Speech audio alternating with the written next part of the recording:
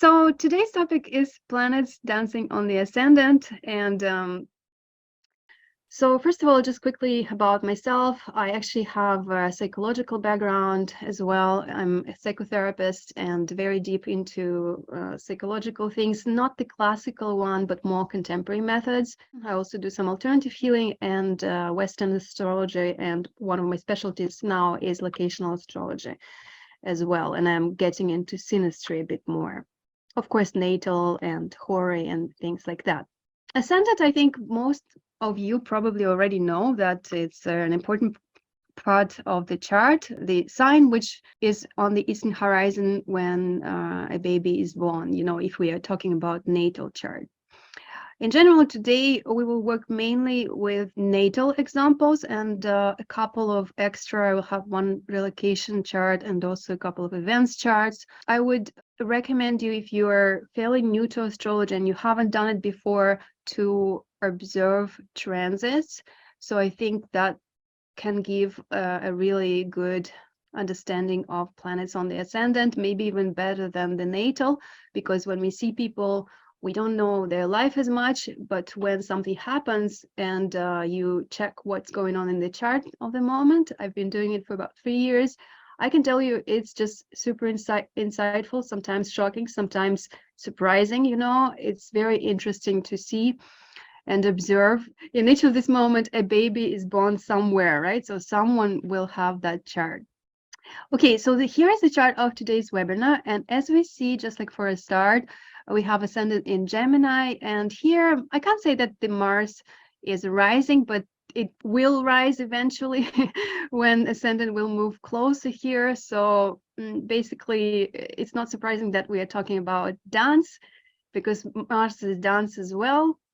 Ascendant is, just briefly to repeat, it's a social mask. It's our appearance, as the first house represents in astrology. It's part of identity, a very important one. Also, how other people see us, how we react to some things in the outside world, whether it's our close circle or mundane things. So it also can be connected to the ascendant and the fourth house as well, but also the ascendant, how you are seen by other people, especially at the first sight. Like when they just meet you, they might have a certain impression, and ascendant would usually reflect it. Also, ascendant and first house and 12th house, they are related to the events which were within 1 year, like before and after near birth time. So it's a very important thing to keep in mind when you work with clients, especially, or even analyze your own chart or someone you are trying to make a reading for. Just quickly, we'll go over the New Year chart. I just thought it's kind of fun to see what is rising. And as we see here in Vancouver, Ceres is in the 12th house, in Libra. New York has a deeper in the 12th. Mexico City is right on the ascendant, and Paris in the first house. Moscow is tricky because that's just one of the things which I wanted to emphasize. If you work with Russian people or you have Russian friends, keep in mind that it's a little bit hectic there when they change time. In some years they did, in some years they didn't. So a few times I noticed some kind of mismatches in terms of charts. For example, in the Western software, it would show one ascendant. In a Russian software, it would show a different one. So this is a very important thing to keep in mind if you work with clients from Eastern Europe. Always double check in a few software.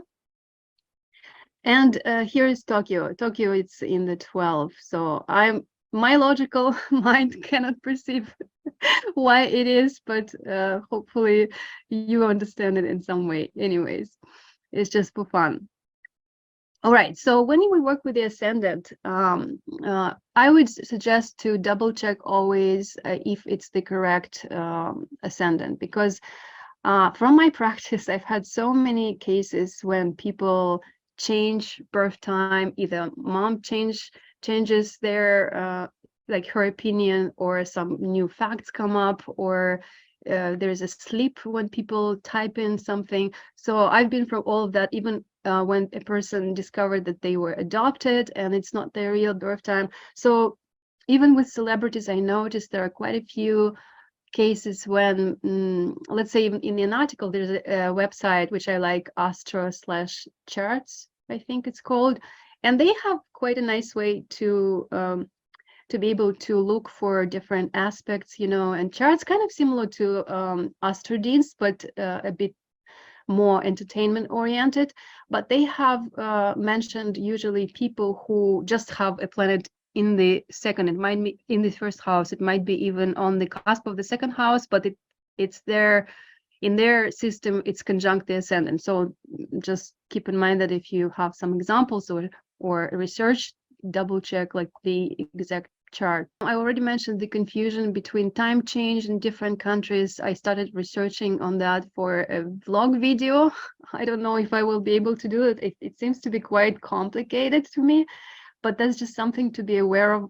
I hope someone knows it better than me. So if you know, guys, if there is any website which has this information, like about different countries, so let me know. I just found some information in the Wikipedia.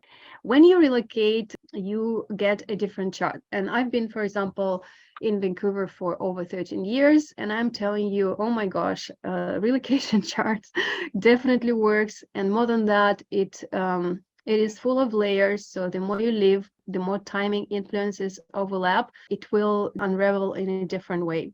I have quite difficult positions in Vancouver. When I started learning locational astrology, I realized I have to move out of here as soon as possible, but it's not possible for me right now. It's the power place, but it's very tough. Uranus is on the cusp of the 8th house in a T-square. I have Neptune ruling my ascendant in Pisces, and right now a ton of influences from Neptune. So if I'm a little bit, distracted, that's just because of that too. I have Virgo moon and exalted Mars. They like to focus, but this Neptune stuff is just like I mentioned here. Also, Rodin rating matters. As I said, like double check the birth time, and Rodin rating is how exact the birth time is known. So I usually prefer taking A or double A charts, and in this presentation, mostly they're used. And we will talk about how different the dance can be and how it can define the character of the person to some extent. In terms of why does it matter even to look at planets on the ascendant, like is it good to have a planet on the ascendant? This is debatable in my opinion, because it can be quite a sticky position, if I can put it this way. Sometimes it's just easier not to have a planet on the ascendant, let's say even when I work with relocation charts or something like that.